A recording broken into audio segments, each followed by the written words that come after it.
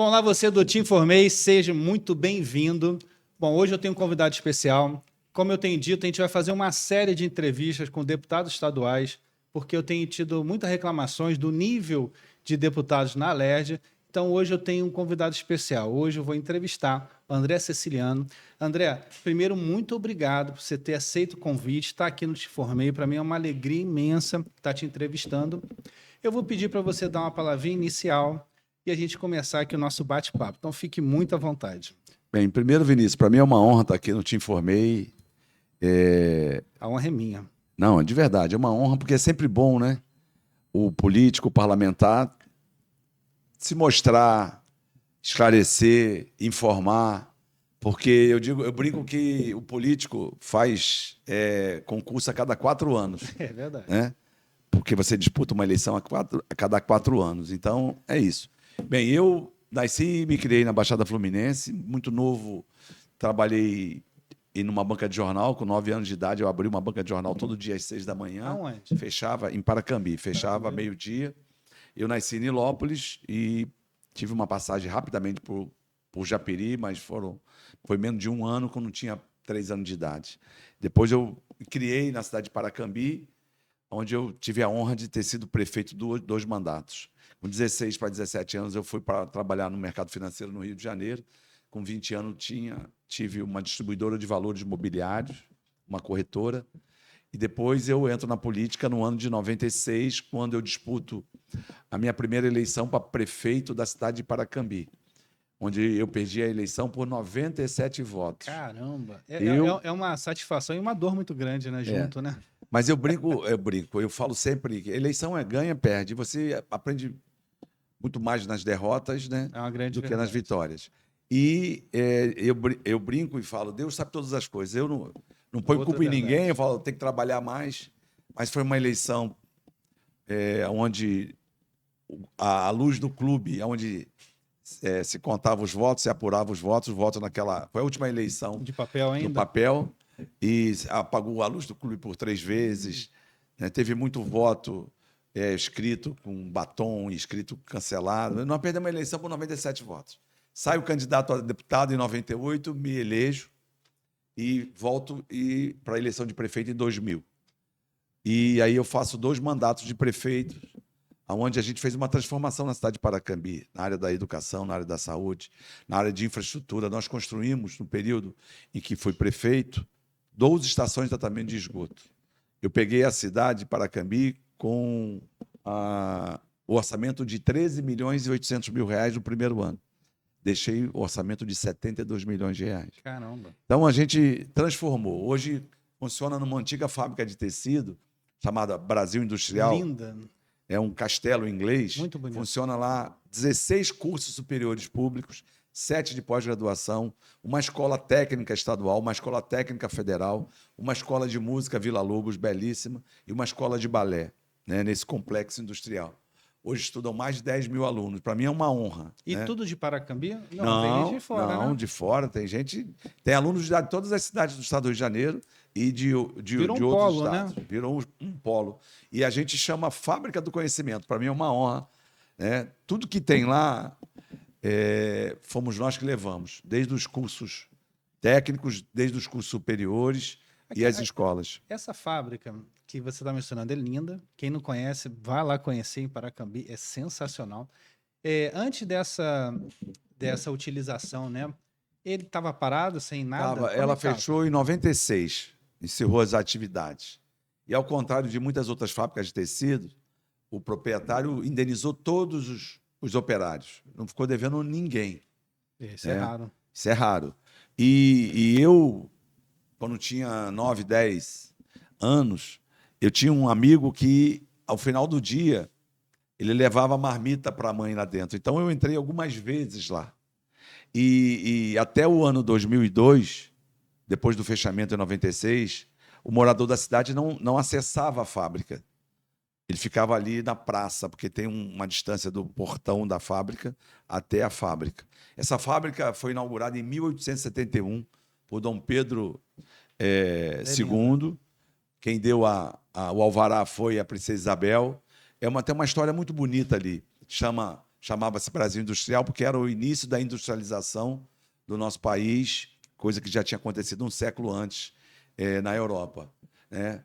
E ali, na década entre 1910 e 1920, tinham 5.300 operários. Caramba. O primeiro presidente da fábrica foi também o primeiro presidente do Banco do Brasil, né? Tem uma história muito bonita, local, né? muito bonita ali. E assim, ela parece muito com aquela fábrica que hoje é um shopping lá em Bangu, né? São os tijolinhos, né? Muito parecido, aquele né? modelo. Tem uma planta igualzinha em Manchester, na Inglaterra. Igual, cópia dessa fábrica. Fiel, igualzinho. E você falou uma coisa aqui que me chamou a atenção, eu não sabia. Você primeiro foi deputado e depois prefeito? Isso. Isso é uma ordem meio diferente, né? E aí eu era questionado assim, Vinícius. Mas, André, você vai voltar para ser candidato a prefeito lá em Paracambi? Eu falei, o prefeito transforma, o prefeito ele realiza. E eu tenho um orgulho muito grande de ter sido prefeito e eu me dediquei muito nesse período. Eu morava em Paracambi nessa época. E fiz um mandato bacana lá, muito bacana. Bom, deixa eu dar um recado aqui para você. De repente você está aqui pela primeira vez, esse é um podcast especializado em política. Se você gostar aqui do nosso trabalho, do nosso material, você curta aqui, manda para pessoas que também gostam de política, porque eu acredito que a política ela pode ser cada vez melhor, mas a gente tem que conhecer os nossos candidatos, os líderes que vão gerir a nossa vida, e aqui é um local para você conhecer cada vez mais. André, você foi, acho que deputado 4 vezes, né? Isso. Estadual. E você foi prefeito 2 vezes, foi isso? Em Paracambi? Você já tem um lastro na política muito grande. O interior sempre precisa muito de auxílio, não só do Estado, mas também do governo federal. Hoje aqui nessa região tem uma reclamação muito grande da melhoria da BR-393. Como é que você vê isso? Como é que você vê que pode, de repente, auxiliar? Eu sei que está para licitar, né? Uma nova licitação. Como é que você vê essa estrutura aqui para ter melhores condições? Então, eu trabalhei com o presidente Lula até o início desse ano, até março de 2026. E ali foi uma primeira concessão cassada. O governo federal cassou, porque eles não estavam cumprindo investimentos, não estavam cumprindo a regra do contrato da concessão. Infelizmente, num período que ficou sem... Inclusive, a manutenção do DENIT, a estrada se deteriorou, muitos buracos, muitos acidentes. E a gente tratou isso junto com o ministro Renan Filho e junto com o Jorge Santoro também, depois substituto dele. Nós fizemos reuniões, nós discutimos com os prefeitos do entorno, todos os prefeitos demandaram ali, desde Volta Redonda, Barra do Piraí, Paraíba do Sul, Três Rios, todos os prefeitos, inclusive a nossa prefeita, Kátia, demandou reuniões e a gente pressionou bem. E eles lá contrataram por emergência 3 contratos, eram 3 contratos. Estão sinalizando, a sinalização está boa. Taparam os buracos, porque também esses contratos vieram na emergência justamente no período de chuvas. Então, felizmente, o que a gente viu no início desse ano, no primeiro semestre, de buracos, hoje está superado. Sim, isso aí a gente está acompanhando, porque tem uma consulta em relação ao modelo de concessão. Vinícius, o governo do presidente Lula ele fez diferente as concessões. O que alguns governos, inclusive governos estaduais, fazem ainda hoje é você ofertar uma concessão de uma rodovia por quem paga para ter a rodovia. Então, você faz a concessão, quem pagar dá uma outorga maior, leva a rodovia. O presidente Lula é o contrário. Por quê? Porque fazendo assim, você vai ter um pedágio maior. Hoje é o contrário. Quem investe na rodovia e o menor preço do pedágio. Essas são as concessões do presidente Lula nesses últimos anos. Importante. O que ali é importante que se diga, né? O ministro Renan fez concessões de mais de 150 bilhões de reais nos últimos 4 anos, né? E algumas concessões que a gente chama que não se sustentam, porque precisa de fazer muito investimentos, então, para, de repente, o pedágio ficar muito alto, o governo faz os investimentos. Tem parcerias assim no Brasil inteiro. Então, de novo, o modelo do governo federal hoje investimentos é feito na rodovia e a menor tarifa. Em algumas concessões, para o preço não ficar da tarifa muito alta, e tem que ter investimentos, porque ela não se sustenta, não tem equilíbrio econômico-financeiro, o governo faz a obra, investe e concede no menor preço. Que é para manutenção, esse tipo de coisa. Isso. Então, está se discutindo. Eu hoje conversei com a prefeita, né, e ela vai pedir uma audiência pública ao longo dessa concessão aqui, para o município de Barra do Piraí, que é muito importante, para a gente discutir o traçado, a duplicação, os investimentos. E também tem uma necessidade, e aí eu pedi a ela para que pudesse organizar os prefeitos no entorno, para que pudesse fazer uma visita na Infra SA, que é onde discute a modelagem da concessão. O Jorge Bastos, eu mantenho uma relação com ele pessoal. Então, a ideia é levar um grupo de prefeitos para lá, pedir, demandar essa audiência pública para a região, se possível aqui em Barra do Piraí, mas mais que isso, antecipar e discutir a modelagem lá com a Infra-SA. Não, é importante essas reuniões, né? Porque os prefeitos aqui Tem uma concorrente aqui, ó. Não, é tudo de casa. Tem uma concorrente, a Vera Podcast. A Vera aqui é o parceirão nosso. Na verdade, a gente aluga esse estúdio da Vera. Então, tá tudo em casa. Café, tá bom. Era sem nada, mas tá bom. Pode botar mais um. Deixa eu tomar aqui, aí você concede outro aqui. Obrigado. E esse modelo que você está falando, eu acho que é bem interessante, porque o governo federal acaba sendo muito distante das cidades, né? Que o prefeito, os prefeitos, é que estão ali nas suas demandas diárias, né? Tem ali a visão, tem as necessidades, né? Então, essa reunião que vai ser criada, né? Esse fórum que vai ser criado com os prefeitos, eu acho uma excelente atitude exatamente para vocês poderem ir no foco, né? E você falou uma coisa que aqui se pede muito, né?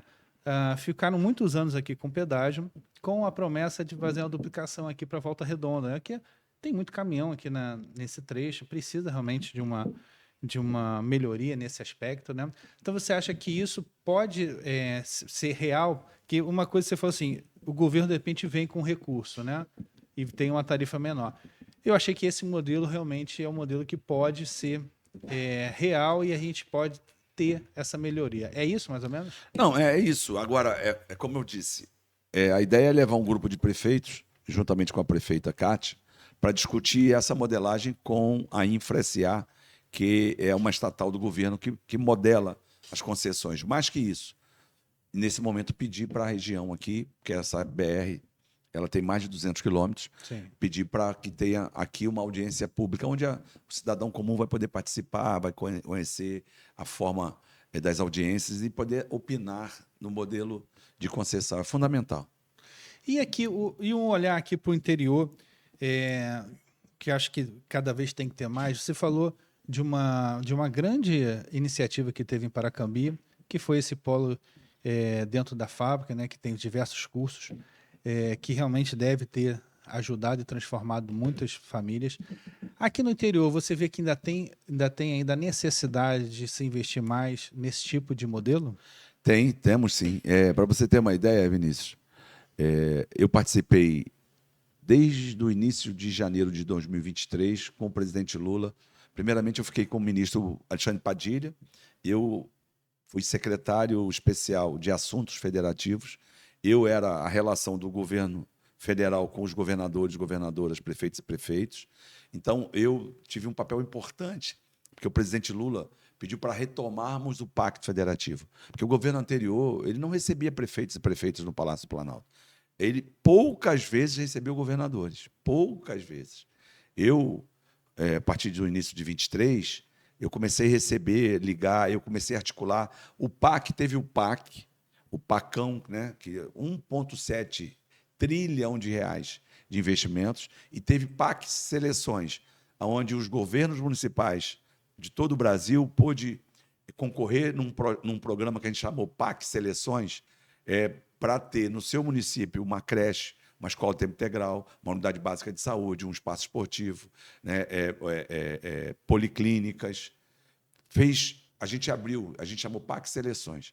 Então, foi a oportunidade de todos os municípios, CAPES, teve vários equipamentos públicos diretamente com o governo federal. Unidade Minha Casa Minha Vida. Então, o governo fez 2023 para 24 e fez 24 para 25. Aqui mesmo, no município, nós temos creche, nós temos escola de tempo integral, temos espaço esportivo. A prefeita aqui fez parceria bacana com o governo federal. E eu cuidava dessa relação. Eu recebia no Palácio do Planalto governadores e prefeitos. E a gente retomou o Pacto Federativo. Porque, de novo, o governo anterior se distanciou dos governos estaduais e municipais. E o presidente Lula deu uma ordem para nós, para o ministro Padilha e para mim. Você pode até perguntar o time de futebol do governador ou da governadora, mas nunca o partido. Nunca o partido. Então, nós articulamos... Se for o Vasco, tem um tratamento especial. Tô brincando. Também. Eu sou flamenguista, Vinícius. Eu sei. E eu gosto de tratar o Vasco bem, porque o nosso vice, a maioria dos títulos nossos, os vices campeões são os vascaínos. Então a gente precisa tratar bem os parceiros. O Vasco é importante para nós. Então a gente trata com muito carinho. Mas de verdade, isso possibilitou, por exemplo, no momento do PAC, desse 1,7 tri, eu articulei com os governadores e as duas governadoras reuniões técnicas das demandas. O presidente pediu, no primeiro momento, 3 demandas de cada governo, né, de Estado. A gente acabou recolhendo 10, 15, 20 demandas e a gente também fez meio que uma seleção. E teve hospitais, teve rodovias, teve portos, teve drenagem de baías, obras de infraestrutura de ferrovias. Então, a gente fez um PAC monstruoso. Forte. Esse PAC já foi executado mais de 80% desse 1,7 trilhão de reais. Investimentos importantes de infraestrutura.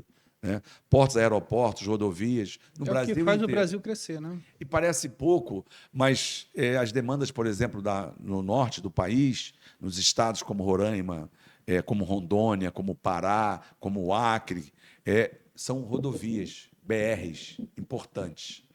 Porque muitas BRs ainda lá não têm o asfalto. Né? Duplicação de BR já asfaltadas. Mato Grosso, por exemplo, no Centro-Oeste, uma demanda grande. Né? Tem uma grande necessidade. Né? A gente fez isso bem, né? Junto dos governos dos estados e dos secretários estaduais. Então, eu tinha essa relação lá no governo federal.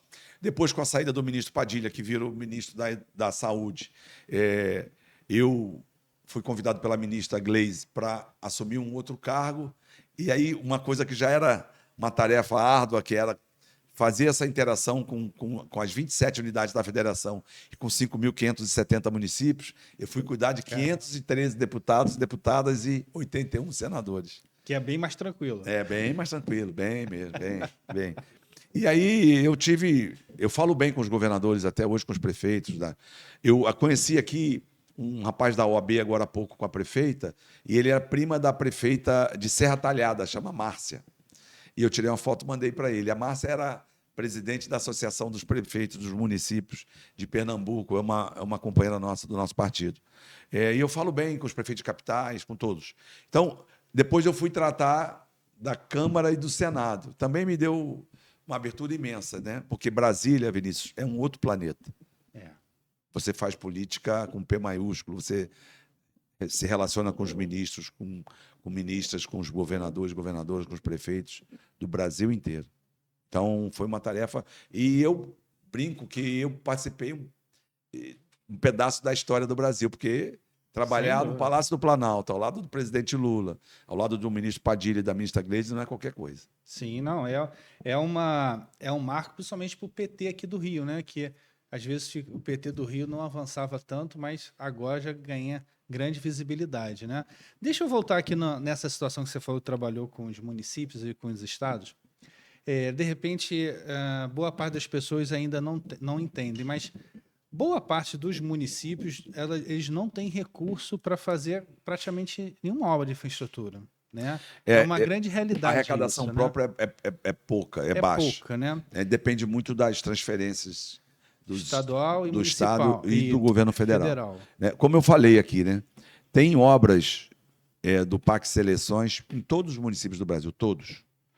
Unidade Básica de Saúde, creche, escola de tempo integral, espaço esportivo, tem policlínicas, tem hospitais, Minha Casa Minha Vida, para todo o Brasil. Dos 5.570 municípios, mais de 90% dos municípios foram contemplados nesses 2 PAC seleções.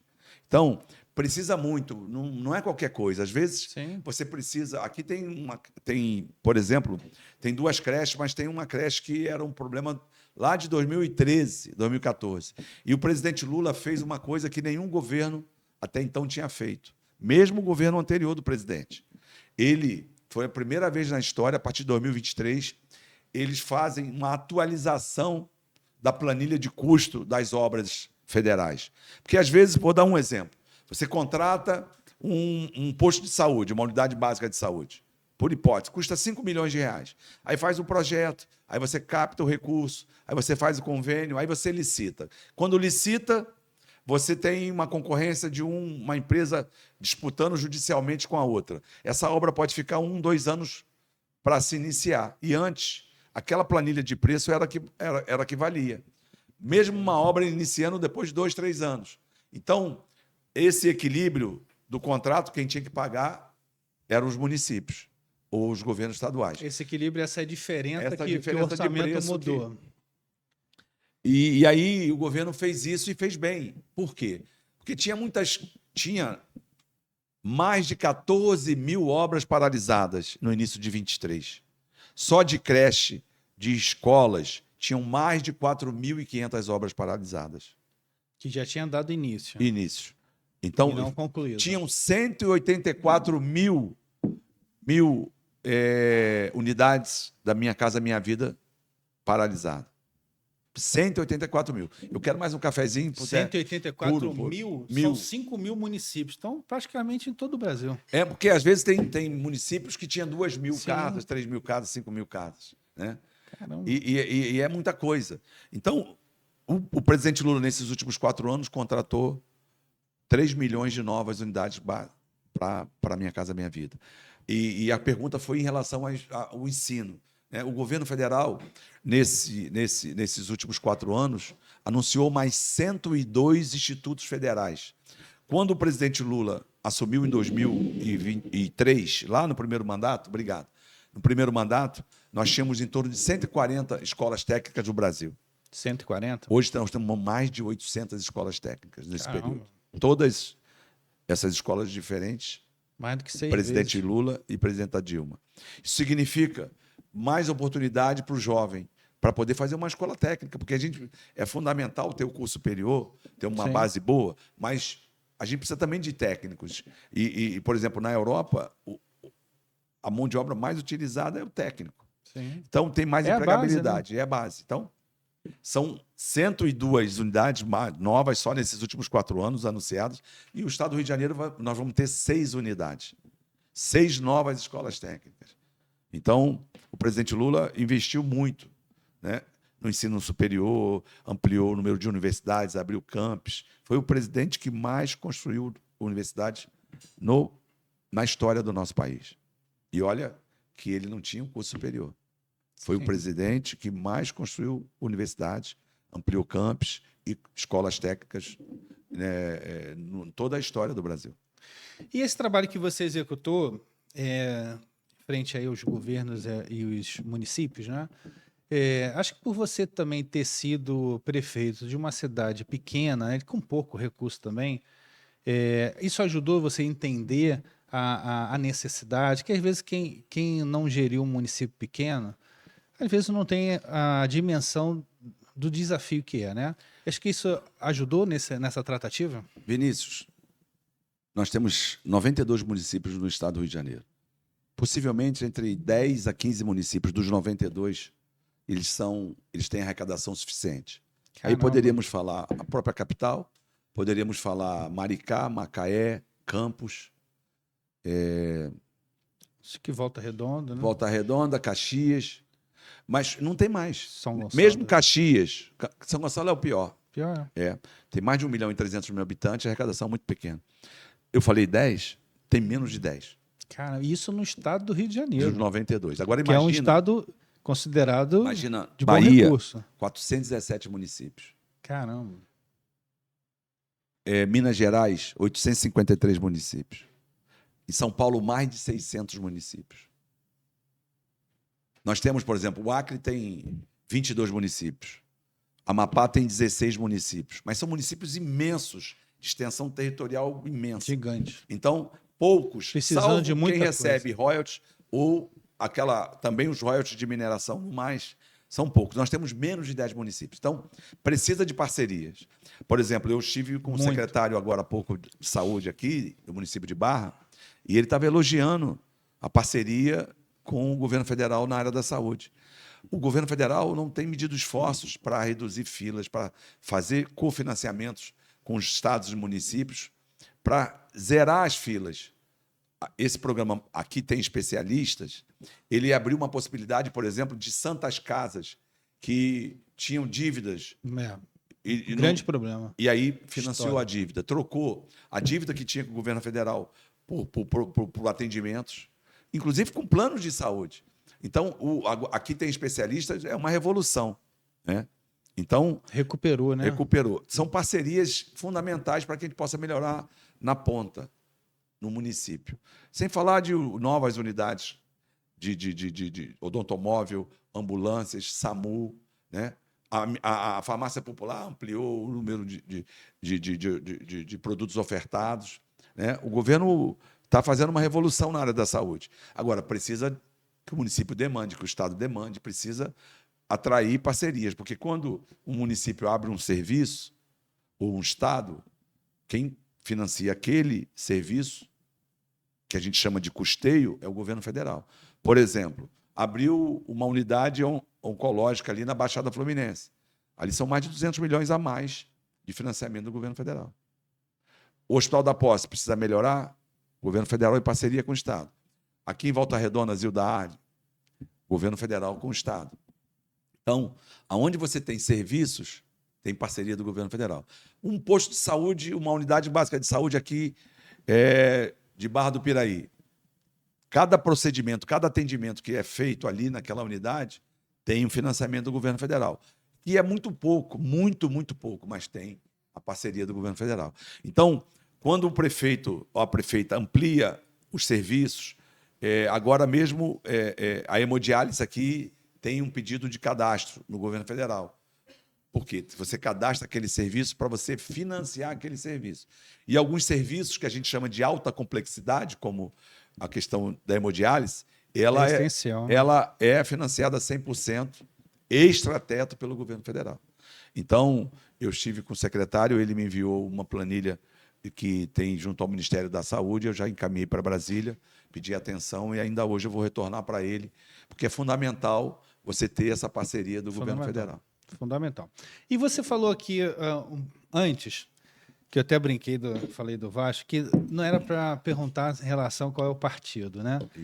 Isso é uma coisa que eu considero muito importante, porque eu acho que a política, ela, por ter tanto direita e esquerda, eu acho que está empobrecendo a política, né? E acho que a política está perdendo um pouquinho a sua direção, que a política é você exatamente conseguir conversar com aquelas pessoas que têm pensamentos diferentes, né? Esse trabalho, eu vou te falar que é importante porque tem muitas pessoas que ainda se prendem a isso, né? E acaba que deixa de ter recursos de extrema importância para a sua população, para o seu município, preso a esse tipo de situação. Como é que você vê isso? Bem, primeiro, eu vim hoje do Noroeste Fluminense. Fiquei no Norte e Noroeste, de terça até hoje. E aí, eu hoje, conversando com uma prefeita, ela falou, André, aqui um morador da minha cidade botou um adesivo do candidato do Lula e ele foi xingado, achovalhado. E aí eu perguntei, mas lá atrás, quando a gente era oposição, o Partido dos Trabalhadores, aí era uma reunião fora da prefeitura, tinha umas 25 pessoas. A gente fazia isso? Destratava as pessoas, xingava? Porque eu não lembro, eu nunca fiz. Sou filiado, meu único partido da minha vida. É o único partido do PT? Partido dos Trabalhadores. Então, sou o meu único partido, tenho orgulho disso. Né? Mas eu respeito. E é difícil hoje. Eu respeito. Aí a gente fica olhando o seguinte: conversava com o secretário de saúde e eu dei alguns exemplos a ele. Nesses anos que eu fiquei em Brasília, eu viajei por alguns estados. E aí as pessoas me perguntavam, ô secretário, como é que foi lá o governo do ex-presidente, que é do estado do Rio de Janeiro? O que tem no seu estado? Não tem uma pedra de uma obra que ele fez no estado. Não tem uma Casa Verde e Amarela, não tem nada. Aí eu falo, lá no Rio de Janeiro não tem nada. Aí, mas como? Não tem nada. E eu falo, por quê? Porque também nos estados dele, Rondônia, Roraima, não teve nada, não teve investimentos. Aí eu olhando, Vinícius, só olhando daqui, Barra do Piraí, ali em Barra Mansa, a obra do Pátio da Manobra, tão sonhada, mais de 40 anos. Sensacional essa obra. A duplicação da Serra das Araras, uma obra importante de uma Esperada concessão. há muito tempo. Aí você desce ali, muita gente vai ao Rio de Janeiro aqui uma vez por semana, trabalho, ou mesmo a negócios. Você tem quem sai, por exemplo, do município de Mendes, ou daqui 5h30 da manhã, vai passar 6h30, 7 horas ali em Nova Iguaçu. Tem um engarrafamento monstruoso. Ali hoje tem uma obra de duplicação da Dutra. Também fruto de uma parceria do BNDES com a concessionária da Dutra. Então, você tem lá em Duque de Caxias a ampliação da refinaria Reduc, são mais de 4.000 empregos. Você tem aqui do lado, em Angra dos Reis, mais de 10.000 novos empregos no antigo estaleiro Verome, governo do presidente Lula. Você tem lá em Itaboraí a retomada da obra do polo petroquímico, 12.000 empregos trabalhando direto lá. Você tem a retomada da obra do Arco Metropolitano, ligando Magé à região dos Lagos. Então, são obras, tem parcerias de Minha Casa Minha Vida, tem parceria, como eu disse, dos institutos federais, das obras de creche, de postos de saúde, de escola de tempo integral, isso não é qualquer coisa. E tem parceria em Barra do Piraí, tem parceria Levi Gasparian, tem Paraíba do Sul, tem parceria em Vassouras, tem parceria Petrópolis, Teresópolis, tem parceria em todo lugar, aqui em Piraí, em Paracambi. Então, obras importantes, são obras diretamente conveniada governo federal com governo municipais. De novo, muitas das vezes não, 90% das vezes, o município não tem aquele recurso para fazer aquele investimento. Construir uma escola nova, construir uma creche, construir mesmo uma unidade básica de saúde. Então, são exemplos. Eu tenho o maior orgulho, mas quando você discute política, hoje você não discute o legado do que foi feito nos últimos 4 anos do Bolsonaro e nos últimos 4 anos do Lula. De entrega, né? Não tem entrega. O Bolsonaro não tem uma entrega. Olha, eu sou muito ponderado, respeito as pessoas, respeito a opinião política de cada pessoa. Eu sou conhecido por isso. Mas não tem uma única obra feita pelo o presidente Bolsonaro nos 4 anos dele. Não tem uma obra no estado do Rio de Janeiro. Não tem uma Casa Verde e Amarela. É isso. Então, nós não estamos discutindo a entrega, quem fez mais, porque não dá para discutir, não dá para falar. Eu viajei o Brasil inteiro. Tem obras fundamentais, importantíssimas de rodovias no norte. Tem obra da Transnordestina, uma ferrovia importantíssima. Tem obras de infraestrutura de aeroportos. Tem a transposição do Rio São Francisco, uma obra que está beneficiando hoje mais de 12 milhões de brasileiros, levando água onde era miséria, não tinha nada. Aí, eu conversando com o Jerônimo, governador da Bahia, que tem uma relação excepcional comigo, e eu falava, o Sul e o Sudeste, governador, tem um ódio do nordestino imenso, e eles põem culpa no Bolsa Família. Ele falou, André, esquece. Aqui não tem Bolsa Família, aqui tem Transnordestina, aqui tem cisterna, aqui tem luz para todos, aqui tem dignidade para o povo pobre nos programas sociais. Vinícius, quando eu tinha 10 anos de idade, lá na década de 70, a gente via Jornal Nacional. Quando o presidente Lula ganhou em 2002, em dezembro teve uma matéria no Jornal Nacional. A cada 5 minutos morria de fome uma criança no Nordeste. A cada 5 minutos, a cada hora, 12 crianças. Você não ouve mais isso. Triste realidade, né? Era uma realidade. Você não tem isso mais. Mas tem gente que tem ódio do Bolsa Família. Ora, o Bolsa Família custa hoje em torno de 150 bilhões de reais por ano. Atende mais de 58 milhões de pessoas. Quase 20 milhões de famílias. Sabe quanto custa esses juros? Que é o maior juro do planeta. Custa mais de 1 trilhão de reais por ano para o Tesouro. A nossa inflação hoje é em torno de 4,5%. E tem um juro de 14%. Até ontem era 14,25%. Mas ninguém faz isso, ninguém ataca isso. Eu ouvi o ministro Maílson da Nóbrega, que eu tenho um respeito por ele, esse dia na Bandeirante, ele entregou o governo dele, quando ele foi ministro, com 132.000% de inflação. Pode botar aí. Põe, eu estou aqui. Ioannis, põe aí. Inflação, Maílson da Nóbrega, 85. Mais de 130.000% de inflação. Claro. E aí, ele foi questionado pelo juro alto. Por que nós temos o maior juro do planeta? Aí ele diz, sabe o que ele diz? Não, o Banco Central que tem mais informação, é ele que pode dizer. Por que tem países que o juro é negativo? Por que tem países que têm dívida pública, mais de 100% do PIB, com 2%, 3% ao ano? E o nosso juro tem que ser 14% ao ano. Custa mais de R$1 trilhão. Aí diz, não, porque tem risco. Porque não tem risco. O Brasil é autossuficiente em minério, em petróleo. O Brasil tem conhecimento, tem tecnologia, tem mentes, tem universidades. Nós somos o maior produtor de alimentos do planeta. Sim. A gente produz mais frango, mais carne de suína, mais carne bovina. A gente é o maior exportador de milho do planeta. Não somos o maior produtor, que o maior produtor dos Estados Unidos. Somos o maior produtor de soja, de algodão. Acho que trigo, né? Não, trigo nós importamos. Não. Trigo a gente importa muito da Argentina. Mas não tem justificativa de ter um juro real de 10% ao ano.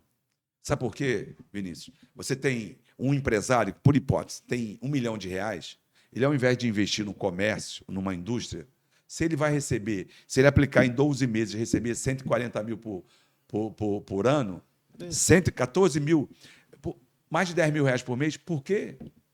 Que ele vai investir, vai correr risco. Não tem estímulo. Entendeu? Aí você tem um juro desse. Mas é para reduzir o crescimento econômico. Eles trabalham contra a economia. O juro é alto. Mas também a alegação, né, por causa da inflação. Meu irmão, nós vivemos um período de inflação de commodities. Quando o petróleo sobe lá fora por conta da guerra dos Estados Unidos, e não tem juro no planeta que vai parar o preço do petróleo, porque é commodities, não é de demanda. Quando você tem uma inflação de demanda, está todo mundo querendo comprar essa caneca aqui, por exemplo, e não tem para todo aí mundo. você não tem para comprar para todo mundo, tem. Mas nós não temos esse problema. Nós tivemos uma seca brava, depois tivemos chuva. É o tempo. Então, você teve uma inflação de alimentos, mas isso não é o juro alto que vai fazer o tempo parar de chover ou parar da seca. Então, nós não temos uma inflação de demanda. Mas aí os técnicos, né, os economistas, os jornalistas que estão lá nos jornais, aí, CNN, Globo News, Band News, Record News, que vai lá e fala, o economista tal, ele dá, não, porque o juro tem que estar alto, porque a economia está aquecida. Ora, meu irmão, se a economia está aquecida, tem emprego, se tem emprego e tem renda mais alta, se tem renda mais alta, o sujeito pode comprar. Então, a economia faz assim. Aí, juro alto, aí ninguém investe, né? Porque é um desestímulo, se o sujeito pode ganhar 14% ao ano, por que ele vai investir? Porque investir tem risco. Entendeu? Então, aqui eles tratam nas televisões, nos jornais, e aí, quando eu vejo, por exemplo, o Maílson da Nóbrega, que eu respeito de novo, não concordo com a opinião dele, mas eu respeito, dá a opinião, não, eu não posso dizer nada, porque o Banco Central que tem a informação. O que é isso, rapaz? Esses jornalistas que tudo prestam serviços para bancos, para instituição financeira, para empresas de investimentos, eles não podem dar a opinião dele no jornal de 9 da noite, na Globo ou no Globo News, porque eles estão ali, porque eles recebem de quem remunera eles, e ele tem que defender o juro alto. Então, isso é meio complicado. E isso que você falou é interessante, porque há muito tempo tem essa filosofia no Brasil, não é agora, né? Se aquecer muito seguro, senão vai dar inflação, bota juros maior. E nos Estados Unidos, quando houve uma grande crise, a primeira coisa que o governo fez foi estimular o consumo para poder gerar mais emprego. Então, assim, e aqui no Brasil se pensa diferente. Quando tem, não, vamos diminuir, porque aí não vai aquecer tanto, só que vai perder emprego, vai perder um montão de coisa. Meu irmão, é realmente uma coisa que não dá para... O Brasil, de novo, é autossuficiente em petróleo, não depende. Nós temos problemas ainda hoje, porque Para refinar, né? com as refinarias, então, hoje nós estamos importando. A Petrobras de hoje para amanhã vai anunciar o balanço do trimestre, vai anunciar a produção de petróleo e o refino. O presidente Lula investiu em refinarias dentro do Brasil e fora. E aí eles pegaram e venderam a refinaria. Venderam a BR. Quando o petróleo, antes de fevereiro da guerra, estava caindo e não conseguia repassar na bomba o preço do combustível, do diesel, da gasolina, porque nós perdemos a BR. A BR foi vendida, foi dada. Como deram também a Eletrobras. É a que faz a BR distribuidora dos postos distribuição Petrobras. toda. Então, quando a Petrobras reduz o preço lá, na refinaria, ele não estava repassa. refletindo, porque eles não estavam repassando nos postos. Eles estavam tendo Nós mal. perdemos um instrumento para De regular o equilíbrio. preço. Então, porque eles pensam assim, Estado mínimo, tem que vender tudo, o Estado não tem que fazer nada. Ó, venderam a nossa malha de gás, o transporte do gás. Venderam por 15 bilhões de reais. Alugaram por 3 bi por ano. Em 5 anos você tirava o investimento. Foi vendido para BlackRock. Venderam por 15 bi e imediatamente a Petrobras faz um contrato com quem comprou para pagar 3 bi de aluguel por ano. Não, Isso é covardia. E eles são os honestos. Venderam a Eletrobras por 32 bi. O governo ainda tem 40% das ações, mas ele só tem 10% no conselho. Então o governo não pode opinar no conselho que administra a Eletrobras. Então, e eles são os honestos. Venderam a BR. Então, meu irmão, quando você sai, você deixa de regular. A gente sofreu isso muito, esse exemplo de um Estado mínimo na Covid. O que nós vimos? Que os países que produziam máscara, vacina, testes, eles produziram para eles. Então, aquela coisa de globalização, a gente viu. Agora mesmo, o petróleo chegou a bater mais de $100, 118 dólares. Hoje estava $83 o barril. O governo, hoje, o diesel era para estar 50% mais caro. Hoje a gasolina era para estar 50% mais caro. O que o governo fez? Retirou o imposto, deu um incentivo de R$1,20, por exemplo, lá na distribuidora, para os postos, para que o preço não aumentasse, porque o petróleo estava, antes da crise, 58 dólares o barril, 60, foi a 120. Os países aí, o próprio Estados Unidos, chegou a aumentar 100% o preço dos combustíveis. O governo conseguiu reduzir o preço do combustível, mas não conseguiu reduzir o preço do plástico, da química fina, porque isso tudo é preço internacional do petróleo. Então, essa coisa de Estado mínimo, o pessoal também, Vinícius, eles gostam muito de dizer que tem muito funcionário público, que isso tem que parar, que não sei quantos. Não tem segurança pública se não tiver o profissional da segurança, polícia militar, polícia civil, polícia penal, o bombeiro.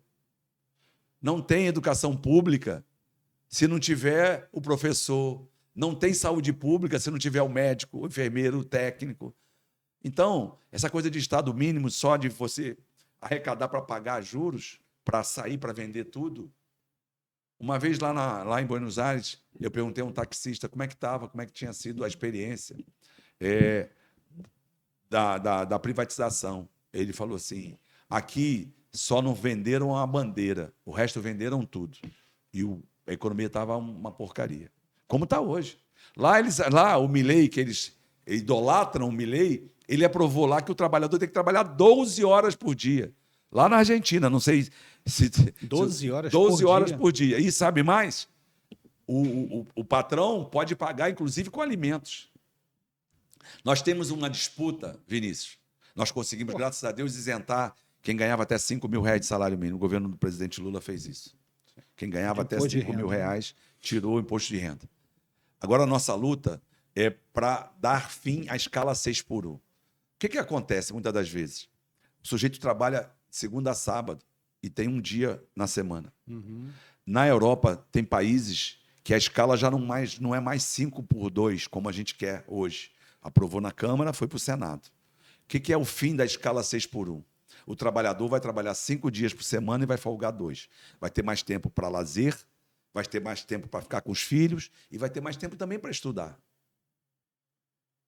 Por exemplo, Uma empregada doméstica que sai de Paracambi ou de Nova Iguaçu para trabalhar no Rio de Janeiro, muitas das vezes sai segunda-feira, 4 da manhã, 5 da manhã, Sim. só volta sábado à tarde. Sim. Fica distante dos filhos, não vê os filhos crescer.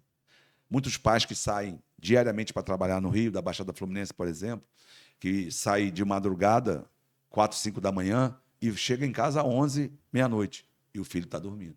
E trabalha 6 dias por semana. Eles estão com o argumento que vai gerar inflação, vai ter desemprego. Foi assim quando, felizmente, atrasado, mas foi feito. O fim, lá que nós tivemos em 1888, que eu não gosto nem de falar o nome. E falaram que eles iam passar, os negros iriam passar fome, que eles iam não ter o que comer. Depois foi assim também quando se falou lá com salário mínimo, que o salário mínimo ia gerar inflação, ia ter desemprego, quando fixou o mínimo. Depois foi assim também com férias, que ia quebrar o país, com 13º ia quebrar o país. E agora também, há pouco tempo. Em 2013, se votou uma PEC no Congresso dando direitos a empregados domésticos. Empregadas e empregados. Uhum. Criando direitos que eles não tinham. Se igualou ao CLT. E aí verdade, também que ia ter desemprego, que ia ter... Mas é isso, essa elite nossa é perversa, Vinícius. É um trabalhador como outro qualquer, não tinha como não estar na CLT. Então, aí agora a nossa luta é Sim. o fim da escala 6x1. Aí o que faz o senador Rogério Marinho e o Flávio Bolsonaro? Apresentam uma PEC dizendo que agora vai ser por hora trabalhada. Agora vai ser livre negociação entre patrão e empregados. Ora, é desigual, você não tem a mesma arma para discutir salários. Inclusive, essa PEC abre a possibilidade de você ser contratado por hora e não te garante nem um salário mínimo, nem férias, nem 13º. Se for uma quantidade de hora pequena. Então, a gente precisa botar a bola no chão. De novo, tem países na Europa que tem a escala 4x3. Trabalha 4 dias por semana e folgam 3. O que o governo federal, o presidente Lula quer, que nós queremos, é o fim da escala 6x1. Trabalha-se 5 dias por semana e folgam 2. Eu acho esse modelo, 5x2, eu acho extremamente interessante. Eu acho que é uma virada de chave. Só que eu vou ser sincero numa situação. Eu só acho um pouco perigosa para os pequenos empresários. Que às vezes tem um funcionário, às vezes tem 2, e tem uma dificuldade grande ali para poder ter a sua carga horária preenchida naquele período do comércio, né? Essa é a única situação. Eu não sei se tem algum auxílio para isso, tem alguma visão para esse tipo de situação. Que eu não conheço bem todo o projeto de lei, né? Mas eu nós acho temos legislação, Vinícius, importante. Nós temos benefícios de impostos para pequena e microempresa. A empresa tem 1 funcionário, 2 funcionários. Nós já temos uma legislação que beneficia. Você paga um mínimo de impostos. Você tem aquele valor estimado do faturamento. Tem outros benefícios. O governo está à disposição de discutir isso. Mas eu acho que é uma hora de pensar isso sim. E claro que teremos exceções. Claro que vamos ter. Por exemplo, os municípios têm um problema. Imagina hoje o município de Barra do Piraí que tem um contrato, por exemplo, de limpeza pública terceirizado, que tem 6x1. Isso tem que dar prazo. Imagina o hospital, onde os técnicos, os enfermeiros... Mas a gente precisa avançar e precisa discutir isso. Pelo menos discutir. Entendeu? Porque eu acho que já chegou ao limite disso mesmo. Só precisa realmente que cada situação tenha a sua particularidade, né? Para poder ajustar e todo mundo sair vencedor dessa disputa, né? Que é uma disputa que realmente é para a população. Mas imagina o seguinte, o trabalhador vai ter mais um dia de folga, mais um dia para lazer, mais um dia para consumo, mais um dia para estudar. Eu gosto muito de pescar e saio uma vez por ano para pescar. E eu fui agora no dia 16 de julho, fiquei uma semana fora, no Mato Grosso, divisa com Pará. É um grupo que eles saem há mais de 40 anos ali de Mendes. Eu vou há 15 anos com esse grupo. Aí lá tem um empresário que falou, essa coisa desses chineses aí que vende isso aí, que está trabalhando no comércio. Eu falei, é verdade, mas não é no Brasil não, isso é no planeta inteiro. É no planeta inteiro. Aí você imagina. E é uma concorrência desleal. Sim. Mas, por outro lado, você vê quantos empregos estão dando também no centro de distribuição, nessa coisa de entregas. Infelizmente, é uma concorrência desleal, inclusive para quem tem um pequeno negócio em casa, que tem uma confecção, que produz uma roupa, por exemplo. Mas, por outro lado, também tem algumas vantagens. Então, há de se equilibrar, há de se ter Você falou uma coisa importante, entendeu? equilibrar. Discutir e chegar a um meio termo. Porque a tecnologia é o que está aí. É o tal da taxa das blusinhas. Sim, não vai voltar, né? Deixa eu mudar aqui de assunto. A gente aqui no Te Informei está entrevistando uma série de deputados estaduais, né? Um dos motivos é que muitas pessoas reclamam do cenário hoje dos deputados estaduais, da Alerj. Como é que você vê isso? Como é que é a sua visão em relação a isso? Ora, nós vamos discutir a qualidade do representante público, é isso que você está querendo, né? Dessa que está lá. É essa ou todas. Sim. Isso se reproduz no Brasil inteiro. Se reproduz no Pará, no Maranhão, em todos os estados. Aqui a gente tem mais vigilância, aqui a gente tem mais cobrança, aqui tem mais Ministério Público, mais imprensa, fundamental, que é bom. Porque o reflexo da Alerj é o reflexo da sociedade. Porque quem vota são os eleitores. Eu digo sempre o seguinte, não tem nada melhor do que a eleição e a política. Por quê? A cada 2 anos tem eleição. A cada 2 anos você pode fazer aquele exercício de que se você votou errado num representante seu, você tem na frente a possibilidade de você corrigir aquele erro. Porque é o eleitor que vai à urna que elege os seus representantes no parlamento, que elege no parlamento estadual, mas também no municipal e no nacional. Sim. Então, a qualidade dos representantes é o reflexo da votação do cidadão. Então, a gente precisa se informar, ver o que cada um fez, ver a história de vida de cada um, né? Eu sou autor de mais de 400 leis. Eu sou autor da lei do ICMS da cultura, que é o incentivo da cultura, do Fundo Soberano. Eu sou autor de uma lei que, esses dias, na novela das 9, né, a personagem da Tata Werneck fala para a mãe, que é a vilã da novela, que está fazendo um papel... a gente fica com raiva dela, né? Mas ela está fazendo um papel sensacional. E a Tata Werneck fala para a mãe, mãe, eu não tenho dinheiro nem para comprar uma água. Aí a personagem fala, agora é lei, você pode pedir água da casa, porque a lanchonete, o restaurante é obrigado a te servir a água. É uma lei minha, que virou exemplo para o Brasil inteiro. É uma lei desde 2015. Chegou até na novela, hein? Chegou na novela e diz, agora é lei, tem a lei da água da casa. Então, eu sou autor dessa lei. Eu sou autor de várias leis importantes que beneficiaram e beneficiam a população. Eu tenho mais de 400 leis. E sabe o que é bacana, Vinícius? Que quando eu apresentava o projeto de lei e aprovava, eu abria para dar coautoria para os parlamentares. Por exemplo, o Fundo Soberano, mais de 50 parlamentares assinaram comigo a PEC. Depois eu fiz uma lei complementar e fui dando também. A mesma lei, que é a Lei de Incentivo à Cultura, que eu sou autor, também abri e dei coautoria. Então, eu fui, nesse período que fui deputado, muito presente, discuti, e depois eu tive também a oportunidade, interinamente, de ser presidente da Assembleia. Depois, isso me possibilitou ser candidato único em 2019 e 2021 a presidente. Quando eu estive presidente efetivo da Assembleia, a gente tomou algumas medidas importantes. Eu implementei o pregão eletrônico. Hoje, as licitações na Assembleia é filmado e gravado. A gente... O pregão eletrônico foi no meu período. No meu pregão eletrônico, contratos de R$2 milhões, a gente conseguiu, na licitação eletrônica, cair para 800 mil. Serviço de 4 milhões para 1 milhão. Pô, que legal. Então, a gente fez uma economia dura, enxugamos. No período que eu fui presidente, eu executei toda a obra da nova Assembleia. A gente fez uma reforma no antigo Banerjão vou te dar um exemplo. A gente chama retrofit. É você pegar um imóvel antigo e modernizá-lo. Esse imóvel ele é retrofitado.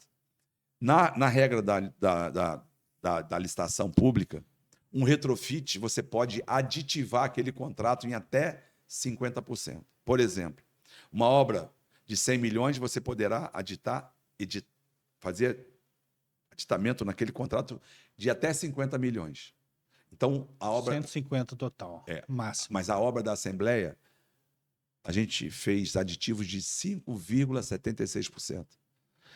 A obra foi licitada no período que eu ainda não estava interino na Assembleia, mas toda a obra eu toquei. Toda a obra foi meu pessoal que tocou. A gente fez aditivo de 5,76%.